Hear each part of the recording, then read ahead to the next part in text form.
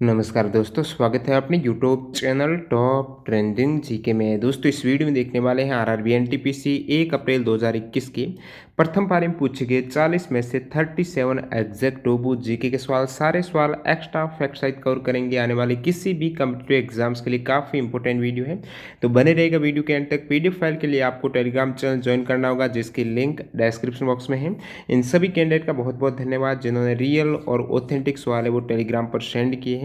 सवाल कंटिन्यू करें उससे पहले मैं आपको बता दूं, जिन भी कैंडिडेट का भी एनटीपीसी का एग्जाम नहीं हुआ है या फिर अन्य किसी भी सेंट्रल या स्टेट गवर्नमेंट एग्जाम की तैयारी कर रहे हैं, तो आपके लिए बेहतरीन अपॉर्चुनिटी ये है। टेस्ट बुक यहाँ पर आपको अनलिमिटेड मॉक टेस्ट देने का ऑफर दे रहा है। किसी भी एग्जाम की तैयारी कर रहे हो, 100+ एग्जाम्स की तैयारी एक साथ एक ही पास के अंतर्गत आप मॉक टेस्ट लगा सकते हो।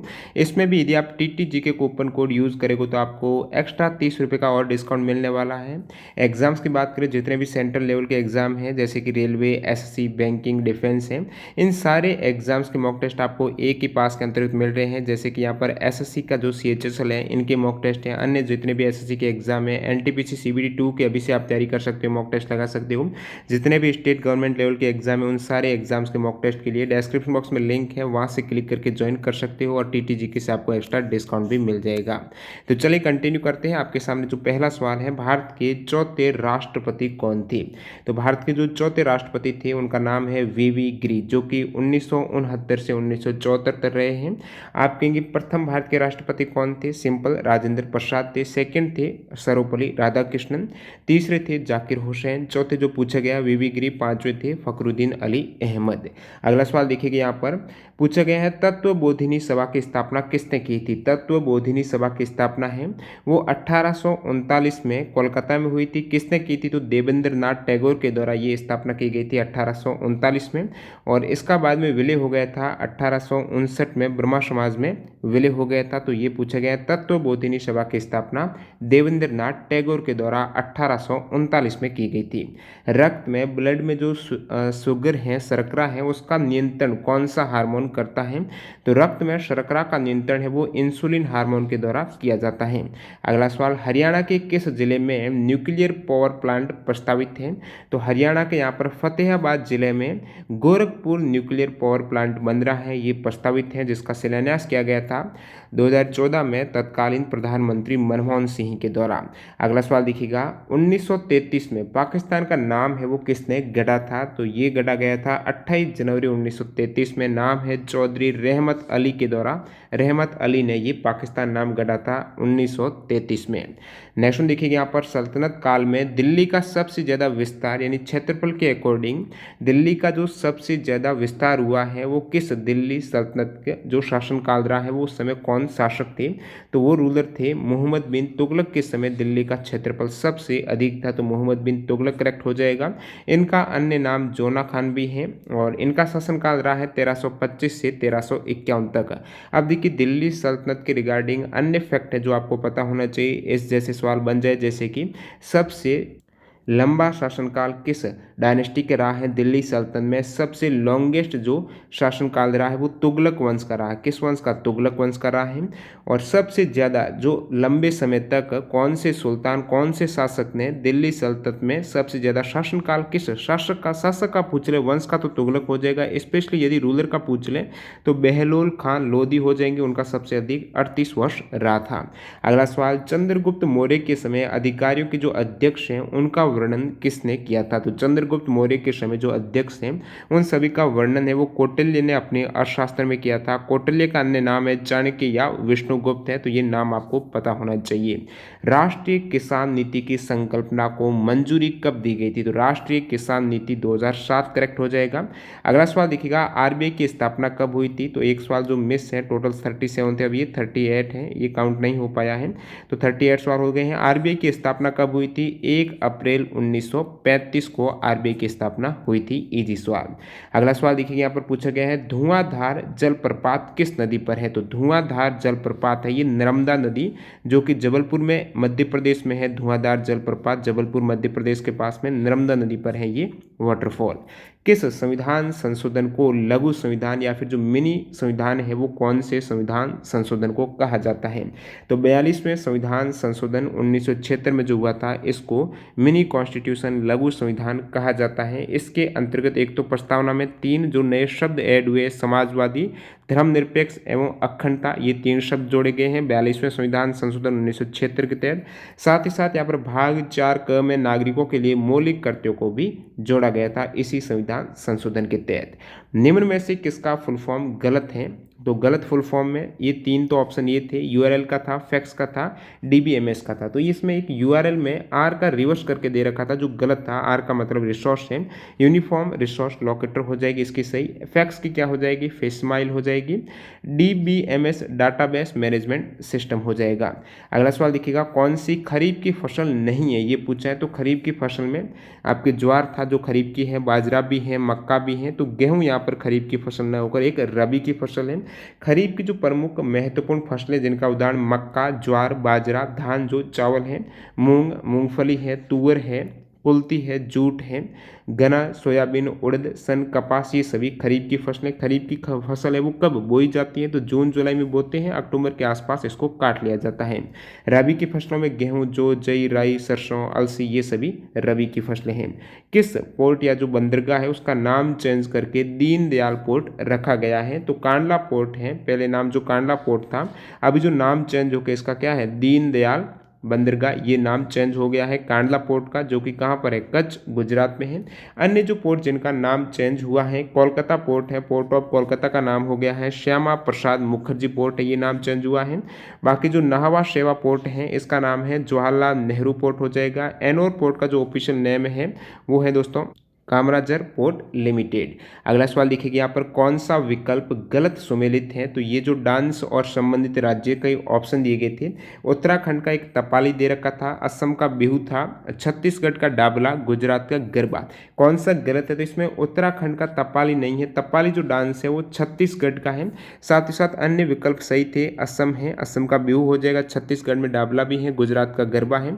ये देख सकते हो छत्तीसगढ़ में ये सभी डांस, जैसे कि ये एक डागला ऑप्शन था, ये डागला है, डाबला नहीं डागला था, और तपाली है ये उत्तराखंड दे रखा था जो कि छत्तीसगढ़ होना चाहिए। असम में बिहू बिछुआ ये असम के हैं, बागरुम्बा वगैरह। अगला सवाल देखिए गया यहाँ पर पूछा गया है कौन से जीव हैं जो कि अपना पोषण मृत जैविक पदार्थ एवं वनस्पतियों से प्राप्त करते हैं? तो ऐसे पौधे या फिर जीव क्या कहलाते हैं? तो ये मर्तोपजीवी हो जाएगा इंग्लिश में, हिंदी में मर्तोपजीवी, इंग्लिश में हो जाएगा सैप्रोफाइट हैं। तो ये मृतजीवी ऐसे जीव या पौधे होते हैं जो मृत जैविक पदार्थ एवं वनस्पतियों से अपना भरण पोषण करते हैं। अगला सवाल देखिएगा, किसी जलाशय को पोषक तत्वों से समृद्ध करना क्या कहलाता है? भरपूर पोषक तत्व हो जाए तो उसे कहेंगे सुपोषण हो जाएगा। तो ये सुपोषण की आपको परिभाषा दे रखी थी, पूछा था किसी जलाशय है, जैसे कि यहाँ पर झील हो गई, लेक्स हो गई, तो न्यूट्री या पोषक तत्व अधिक हो जाए, समृद्ध हो जाए तो उसे सुपोषण कहा जाता है। और बाकी यदि जलाशय में जिसका पोषक तत्वों का लेवल है वो कम हो जाए, यानी सबसे लोअर लेवल पर आ जाए, तो उसे बोलेंगे ओलिगोट्रॉफिक हो जाएगा। मेजोट्रॉफिक है वो मीडियम लेवल का रह जाएगा। और सुपोषण की प्रक्रिया में जलाशय में पौधे और शैवाल का विकास होता है। अगला सवाल देखिए यहाँ पर पूछा गया है, तेजस जो एक लड़ाकू विमान है वो किसके द्वारा विकसित किया गया था? तो तेजस जो जेट लड़ाकू विमान है, फाइटर प्लेन है, इसको विकसित किया गया था HAL यानी हिंदुस्तान एरोनॉटिक्स लिमिटेड के द्वारा। विमान का नाम तेजस है, वो 4 मई 2003 को उस समय प्रधानमंत्री अटल बिहारी वाजपेयी ने रखा था।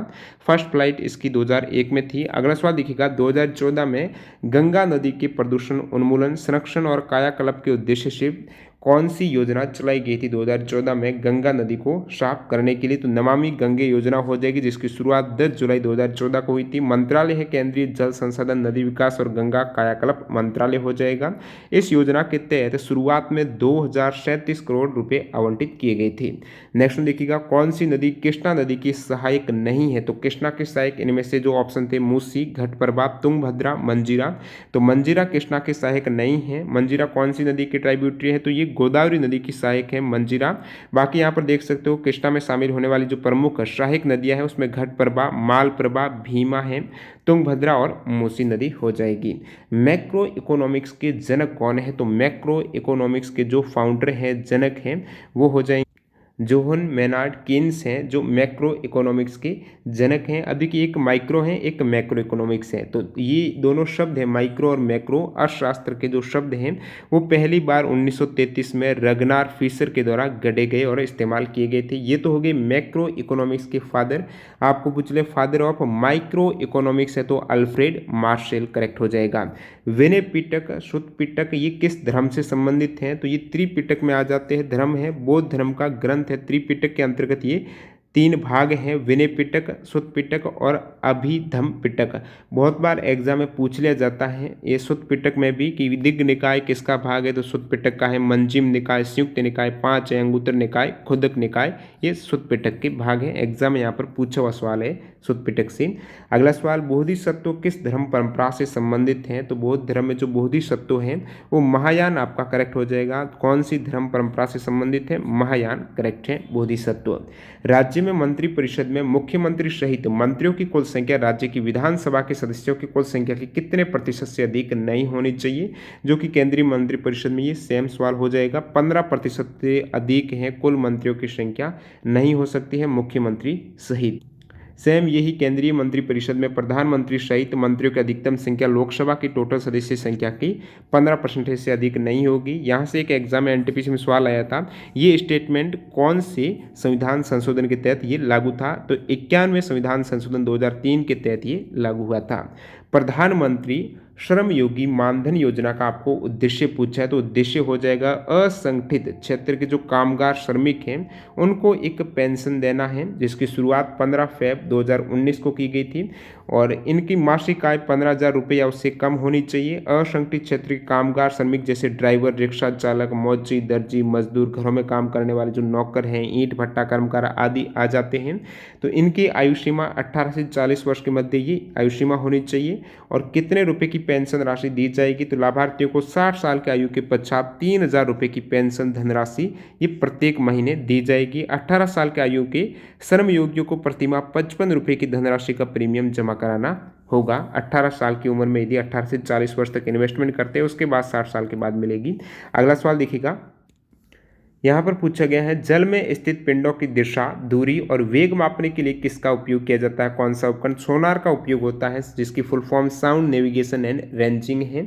तो सोनार है वो प्राध्वनि तरंगों का इस्तेमाल करती हैं। एग्जाम में सवाल आ जाए, सोनार में अल्ट्रासोनिक वेव का उपयोग होता है जिसकी फ्रीक्वेंसी बहुत ज़्यादा हाई होती है, 20,000 हर्ट्ज से ज़्यादा होती है और वो डिटेक्ट करती हैं जल के अंदर जो पिंड है वो कौन सी डायरेक्शन में, कौन से वेग से, कौन सी डिस्टेंस कितनी है।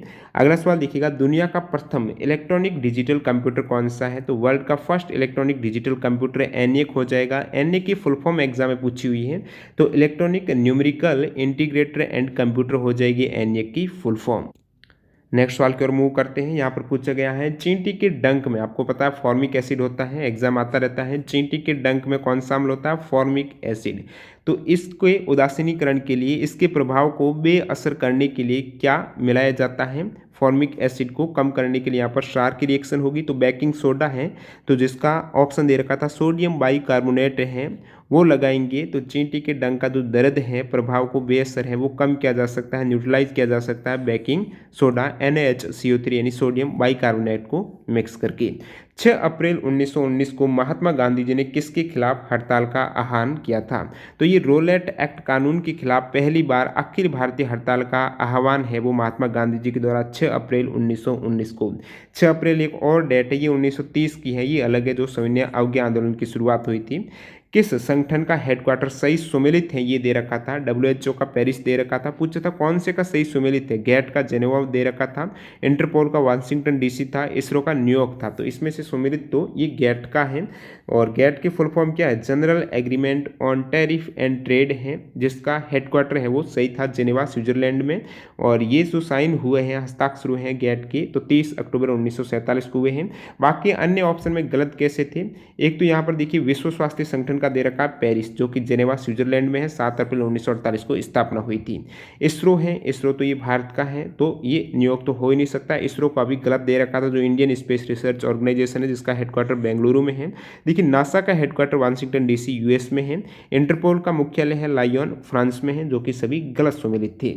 फेब 2021 में राज्यसभा में विपक्ष के नेता हैं, वो किसे बनाया गया है? तो ये 16 फरवरी 2021 को राज्यसभा में विपक्ष के नेता बनाया गया है, मल्लिकार्जुन खड़गे को बनाया गया है। इनसे पहले थे 2014 से 2021 तक गुलाब नबी आज़ाद थे राज्यसभा में विपक्ष के नेता।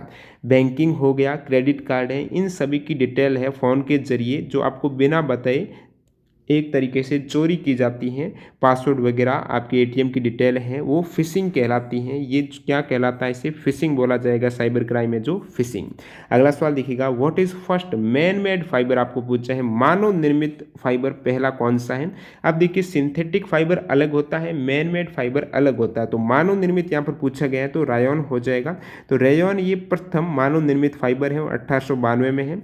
मानव निर्मित का मतलब क्या हो गया? जो भी नेचुरल पॉलीमर्स हैं, जैसे जो रेशम हो गया, कपास हो गया, ऊन हो गया, ये नेचुरल फाइबर है, पॉलीमर है।